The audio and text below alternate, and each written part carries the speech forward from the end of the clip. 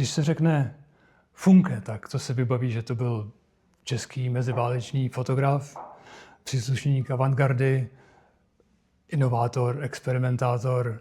On nikdy se nevěnoval jenom jednomu proudu tvorby, ale že se vyznačuje touhou nacházet pořád nové a nové způsoby dívání se na věci.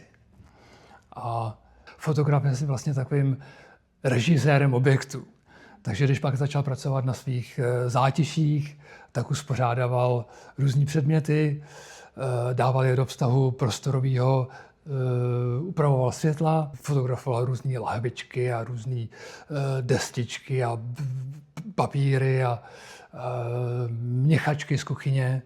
A když se podíváte na tuhle sérii těch obrázků, tak zjistíte, že na těch pozdějších najednou ty lahvičky začnou ztrácet svoji lahvičkovitost, ty měchačky svoji měchačkovitost a že se tam pořád víc a víc vystupují ty vztahy mezi jednotlivými elementy, vztahy mezi světlem a stínama.